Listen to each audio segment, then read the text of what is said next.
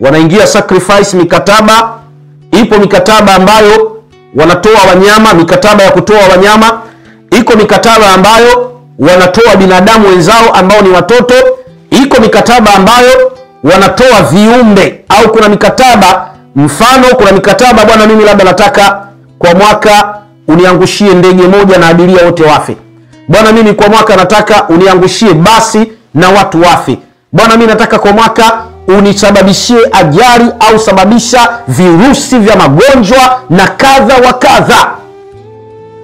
Sizungumzi kwamba corona imeletwa na majini, ila ninazungumza kwamba corona ni fimbo ya Mungu. Maradhi ya corona ni fimbo ya Mungu ambayo tumepigwa mimi na wewe mwanadamu ili tumkumbuke Mungu. Hivi karibuni mataifa kama vile Marekani, Irani walikuwa katika vita vya kutaka kupigana pamoja na Korea. Lakini leo hakuna cha Marekani, hakuna cha Muirani, hakuna cha Mkorea, wote wanahofia vita vya corona. Hii ndio ujue uwezo wa Mungu kwamba la haula wala quwwata illa billahi al-aliyyul azim. Marekani na super power yake yote amefunga mipaka yake. Anasema hakuna nchi ambayo inayoruhusiwa kuingia Marekani. Na mataifa mengine yote ya Ulaya wamefunga mipaka yao. Wanasema hakuna mtu mwingine yeyote anayeruhusiwa kuingia katika nchi zetu za Ulaya. Lakini kumbuka katika Syria, kumbuka katika Yemen, kumbuka Lebanon na mataifa ambayo yana vita, kulikuwa na wakimbizi ambao wameishia katika mipaka ya nchi hizo, wanazuiliwa na senyenge, wengine wameweza kudidimizwa mpaka katika bahari, wengine wamezama baharini kwa kwenda nchi za Ulaya. Lakini leo corona imeingia katika nchi za Ulaya, corona imeingia katika mataifa mbalimbali, corona imeingia katika mataifa ya kitajiri, corona imeingia katika mataifa ya kimaskini. Hakuna aliyekuwa na uwezo wa kuzuia kwamba huu ugonjwa tunauzuia, kwamba utaonekana pale ukipita tunauzuia. Unachopimwa na kipimo kile cha joto. Hii ni kuonyesha kwamba dunia yupo ambaye ni la haula wala quwwata illa billahi al-aliyyul azim. Dalili za corona kama zilivyozungumzwa, lakini yapo makundi ambayo yako katika hatari zaidi. Shirika la WHO inasema wazee na watu wenye wagonjwa na watu wenye magonjwa ya kudumu kama shinikizo la damu, kisukari, matatizo ya figo ndio walio kwenye hatari zaidi ya kuathirika pindi wanapopatwa na virusi vya corona. Watu wa umri mkubwa wa wastani, afya imara, wanaweza kupata virusi vya corona na kupona bila ya kuhitaji matibabu, watu ambao afya zao ni imara. Lakini watu wanaweza kupata virusi vya corona kutoka kwa watu walioambukizwa virusi vinavyoweza kusambaa kupitia maji, kutoka kwenye pua au mdomo, au waliathirika iwapo mtu anagusa maji kwa mafua, maji kama mafua, mate na makohozi ya mtu aliye na virusi, na kisha kujigusa, ndio kupata virusi vya corona. Sasa hii ni moja kati ya mambo ambayo, changamoto kubwa ambayo dunia tunaipata, mambo ambayo dunia tunayaingia, mambo ambayo leo dunia imesimama kwa sababu hiyo. Ukipita katika nchi kama vile Italy, katika nchi kama vile China ambayo sasa hivi zaidi ya watu 5,000 wamefariki duniani kote, katika nchi Amerika, miji kama vile New York, miji yenye mikusanyiko ya watu, ukipita yale maeneo unakuta barabarani hakuna watu. Yaani kirusi kidogo sana kimefanya watu kuwa na heshima, kirusi kidogo sana kimefanya watu kutulia. Na kwa nini hili janga duniani kote? Mexico juzi nilikuwa naangalia, nimeona wamefunga mipaka yake, hakuna mtu kutoka wala hakuna mtu kuingia. Ndege zimezuiliwa kusafiri katika mataifa mengi. Nimeona mpaka Oman wamefunga mipaka yao, hakuna watu kusafiri. Wewe mwanadamu ambaye unamfuatilia sasa hivi Sharifu Majini, unajifundisha kitu gani juu ya corona virus? Mwenyezi Mungu alipotuumba wanadamu akawaumba na majini. Ametuumba wanadamu akatupa maarifa, akatupa uelewa, akatupa maono, akatupa na uongozi, akatupa na afya, na akatusababishia na maradhi ili tuweze kumkumbuka na kujua Mungu yupo. Sehemu kubwa ya maradhi inapotokea, watu ndio wanamkumbuka Mungu. Kwa sababu mfano, leo tunagewa masharti ambayo sasa kila mmoja anatakiwa ayafanye kama zamani alikuwa hana. Kwanza unaambiwa nawa vizuri kila wakati mikono yako kwa maji ya vuguvugu, sabuni au dawa au kuua vijidudu kwa angalau sekunde 20. Kaa umbali wa angalau hatua 2 kutoka mtu anayepiga chafya au kukohoa. Epuka kushika macho, pua, mdomo kwa mikono isiyo safi, kwa sababu mikono hushika sehemu nyingi na ni rahisi kubeba vimelea vya maradhi. Haya ni masharti yote ambayo dini yetu ya Kiislamu inawataka watu kuwa nadhifu. Al-Islam nadhifun fatanadhafu fa innahu la yadkhulul janna illa nadhifun. Uislamu umefundisha heshima ya kuwa msafi. Uislamu umefundisha heshima ya vyakula. Kuna baadhi ya vyakula unaambiwa usile, kuna baadhi ya vyakula unaambiwa kula, kuna baadhi ya vyakula unaambiwa kula kama dharura itatokea, mfano kama nguruwe. Wako ambao Wakristo ambao wanatofautiana, wengine wanakula wengine hawali, na tumeambiwa kwamba ni dharura ikitokea ndio unaweza ukala. Lakini leo mtu anakula chakula kama vile popo, anakula panya, anakula nyoka, anakula labda kenge, anakula labda vyakula vya ajabu ajabu. Sasa miiko hii katika dunia Mungu ameiweka mwenyewe. Unapoivunja ile miiko, mfano homa anayopata mnyama ni tofauti na homa anayopata mwanadamu. Mapafu ya mwanadamu ni tofauti na mapafu ya mnyama. Angalia mapafu ya simba jinsi yalivyokuwa na nguvu. Angalia simba anavyoweza kumwangusha mnyama kama kiboko. Angalia simba anavyoweza kumwangusha mnyama kama tembo. Wewe mwanadamu kwa mapafu yako una uwezo wa kumwangusha mnyama kama tembo? Hapa kuna ibra, hapa kuna mazingatio ambayo tunatakiwa tuyapate. Mwenyezi Mungu alipoturuhusu tule mboga za majani alitupangia, tulijua utaratibu, sio kila majani unakula. Na alipoturuhusu tule wanyama alitupa utaratibu, sio kila wanyama tuwale. Na ndio maana leo tunamla ng'ombe kwa faida, tunamla mbuzi kwa faida, lakini ukizidisha kula mbuzi unaambiwa unapata maradhi ya nyonga. Mbuzi wewe ni mtamu, ukimla unapata maradhi ya matatizo ya miguu. Lakini ng'ombe anakula baadhi ya majani ambayo wewe mwanadamu huwezi kula. Yale majani ni vitamin, moja kwa moja automatically inakwenda katika nyama ya ng'ombe. Lakini samaki, Mungu akaturuhusu tule samaki.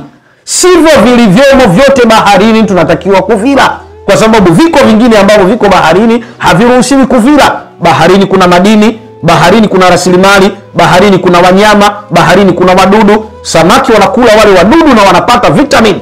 Ukaruhusiwa na wewe mwanadamu kula vile vyakula kwa ajili ya kupata vitamin na kupata faida kubwa. Na ndio maana hata samaki, wako samaki ambao tunaambiwa tule, wako samaki ambao tunaambiwa tusiwale. Sasa swala la usafi limeshazungumzwa. Tunaambiwa baki nyumbani ikiwa ujisikii kutoka. Uislamu umefundisha kuto kudhurura ovyo, na mtu ambaye unaona una sababu za msingi kwenda sehemu ambayo haina maana, kaa tulia. Iwapo una mafua makali, homa, kikohozi au kushindwa kuema, tunaruhusiwa nenda hospitali ukaonane na madaktari. Epuka kuwa sehemu yenye msongamano kama vyombo vya usafiri. Leo hali yetu ya umaskini, angalia kama mwendo kasi zetu jinsi zinavyojaza. Tunaishi kwa fadhila na ubora na utukufu wake Mungu na baraka zake. Tunaambiwa vyombo vya usafiri vyenye kujazana, maduka na maeneo yenye mgandamizo wa hewa, nunua kifunika mdomo. Sasa tumeshauriwa na madaktari kama utakuwa unaingia katika maeneo hatarishi. Corona na tiba. Hadi sasa hakuna tiba au chanjo dhidi ya virusi vya corona, lakini kwa sababu virusi hivyo vinaleta dalili mfano wa zile za mafua makali, mchanganyiko wa tiba unatumika kupunguza athari za virusi vya corona. Ninapaswa kuwa na hofu? Ili swali la msingi na wewe unatakiwa ujiulize. Ndio, hupaswi? Hapana, hupaswi kuogopa wala kuwa na hofu. Unatakiwa kuwa na hofu na Mungu, la haula wala quwata illa billah. Bali unapaswa kuchukua tahadhari. Kila mtu duniani yuko kwenye uwezekano wa kupata virusi vya corona, lakini kama tulivyokuwa na ufahamu, athari zake bado hazitishi kama tulivyofahamishwa. Mtu mmoja akauliza, ni kweli watu weusi hawawezi kupata corona? Hapana. kama ilivyo kwa watu wenye rangi na jamii zote. Sisi wanadamu, wazungu wanapata majini, weusi wanapata majini, Waarabu wanapata majini, kila binadamu anapata majini. Tunaingia sasa katika vitimbi vya majini dhidi ya maradhi yanayotukuta. Ndugu yangu pale ataniambia kwamba muda wangu umebaki dakika ngapi, ili niweze kujua katika dakika 30 ngapi zitakuwa zimebaki niweze kuzungumzia baadhi ya vitimbi vya kishaitani ambavyo vinakabiliana na kushabihiana na maradhi haya tuliyokuwa nayo. Baada ya kuzungumzia baadhi ya mambo ya coronavirus COVID-19 na kuwagusa kidogo Freemason, sikuzama sana leo, lakini Freemason pia duniani wanahusika katika utengenezaji wa baadhi ya matukio. Nikazungumza matukio makubwa sana, hata matukio ya kimauaji mengi. Ukiingia katika Google Freemason utakuta watu maarufu duniani wenye heshima zao wameingia katika matukio na mizozo na baadhi ya Freemason. Matukio ya kisacrifice kama vile ndege duniani kupotea, kuanguka, na baadhi ya majengo makubwa duniani kuanguka, na baadhi ya afya, maradhi. Kama leo inaweza ikatengenezwa chip, ilitengenezwa chip ambayo ikawa inakaa katika kiganja cha mkono cha mwanadamu. Kila unachokifanya wewe mwanadamu kinajulikana. Kila unapoenda mwanadamu kinajulikana kitu gani unachokifanya. Wanao uwezo wa kutengeneza hata ugonjwa au bakteria, alafu ikaanza kusambaza maradhi kwa haraka zaidi. Leo angalia, tunawazungumzia nzige. Hawa nzige walianzia Ethiopia, wakatoka Ethiopia wakaja sijui Kenya, wakaingia sijui Somalia, wakatoka Somalia wakaingia sijui Uganda, wakatoka Uganda wakaingia Tanzania, wakatoka Tanzania wakaingia Zambia, wakatoka Zambia wakaingia Namibia, wametoka Namibia mara wako South Africa. Na hawa nzige ni wadudu ambao tunawaita balanguru. Nzige mwenyewe kwamba ni mdudu na anatumika katika uchawi. Katika elimu ya tiba, mdudu nzige ni mdudu mwenye nuksi kuliko wadudu wote duniani. Katika elimu ya tiba, mdudu nzige ni mdudu mwenye nuksi kuliko wadudu wote duniani. Ni mdudu kama anavyoharibu, anavyoondosha riski ya kilimo, basi mdudu huyu hata ukimkausha na ukachanganya baadhi ya mambo ikiwemo mafuta fulani hivi ya mtoto mchanga aliyekufa ambao wachawi wanakuwa wanatumia, ukachanganya na baadhi ya vitambaa vile ambavyo wanawake wanatumia katika pedi zao, na baadhi ya mambo ambayo usiyataji, usiende kujifundisha. Mtu akasaga unga wake, na baada ya kuusaga akaja akafunika au akamwagia sehemu yako ya biashara, kupata riski wewe kwako ni ngumu sana.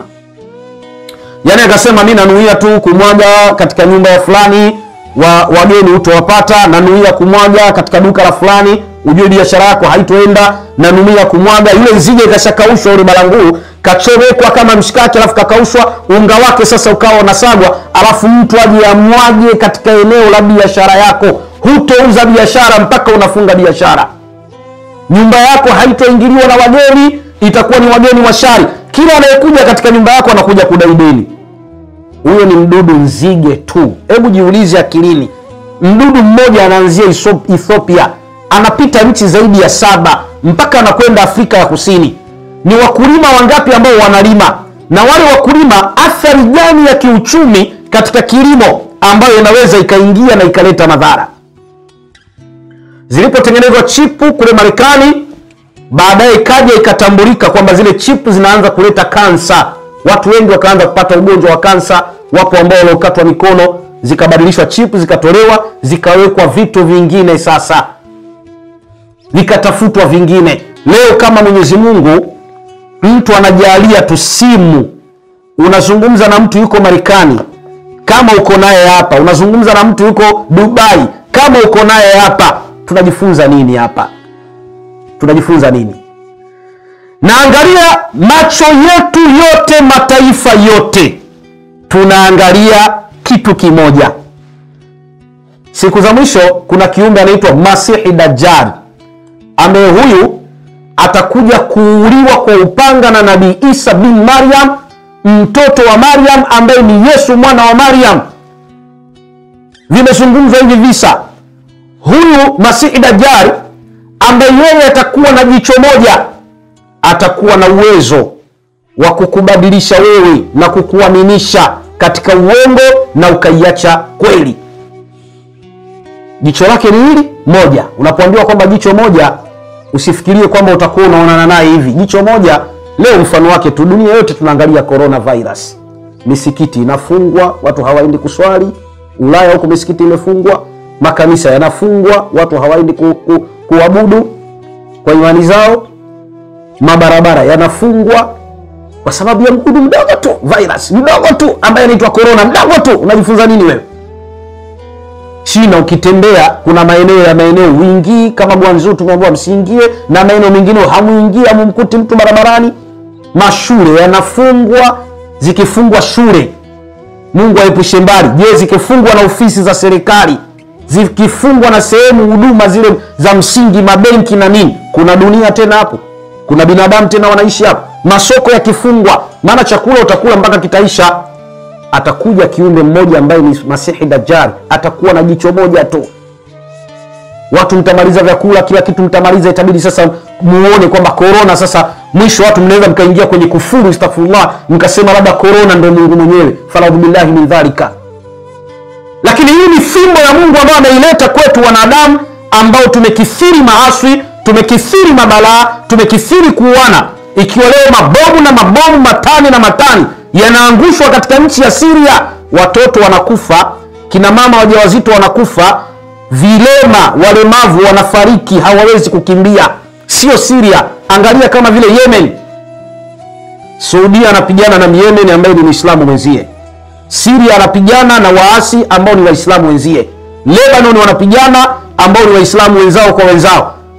Achilia mbali maandamano labda yanafanyika Hong Kong wapi. Hii maana yake sasa vita vya tatu vya dunia sio vita vya silaha, ni vita vya maradhi. Leo Marekani na Ujerumani wanapigania kila mmoja kutafuta uthibitisho wa tiba ya dawa hii, kwamba dawa hii itapatikanaje. Mataifa mawili haya kila mmoja anataka tenda hiyo ya kuipata ile dawa kwa haraka zaidi.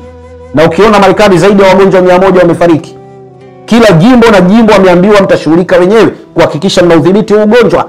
Masihi Dajjal atakuwa na jicho moja tu. Watu wote tunaangalia kitu kimoja, watu wote tunaangalia jambo moja. Leo ukiangalia pengine Jumatatu leo hii, ukikaa siku 2-3 mara Jumatatu imefika tena. Angalia masiku yanavyoenda haraka kuliko zamani. Zamani ilikuwa ukikaa kuitafuta saa 9 saa 8 unaweza ukajuta, lakini leo saa 9 saa 8 ukisema ujipumzishe dakika 5 ukiamka 11 jioni. Maana yake dunia inakwenda katika ukingo. Mwenyezi Mungu ametuumba binadamu, akawaumba majini, akawaumba na viumbe ambao kazi yao ni kumkufuru Mungu, akawaumba na viumbe ambao kazi yao ni kutengeneza maradhi, kutengeneza magonjwa kwa ajili ya kuja kuwaumiza wenzao na kuharibu maisha ya dunia. Kukawa na taarifa kwamba kuna jiwe ambalo linakaribia kudondoka, liko pembezoni mwa dunia. Hilo jiwe liko katika sayari nyingine. Marekani wameliona na mataifa makubwa. Jiwe bado halijadondoka. Leo umedondoka ugonjwa wa corona, unatupa heshima dunia nzima. Kila mtu ugonjwa huu anauheshimu, respect. Tunashindwa kuwa na hofu ya Mungu, ya kumwabudu Mungu, kumwogopa Mungu. Tumetoka juzi tu Tanzania, tulikuwa na ugonjwa wa dengu, kaji ya mbu hatajulikana likotokea wapi. Ugonjwa hatujui kama umeisha au ushaondoka. Ugonjwa ukimwi umekuja umewatesa watu miaka na miaka. Leo linakuja corona, juzi unaambiwa mgonjwa wa kwanza kapona ukimwi. Sayari corona inaingia. Mwanadamu unajifundisha nini? Kwamba uwe na hofu ya Mungu, uwe karibu na Mungu. Hii dunia kuna watu akili zao zimekaa, wanataka watumie wanadamu wenzao kwa kutumia wanyama. Maradhi ya wanyama yanatolewa, yanapandikizwa kwa wanadamu.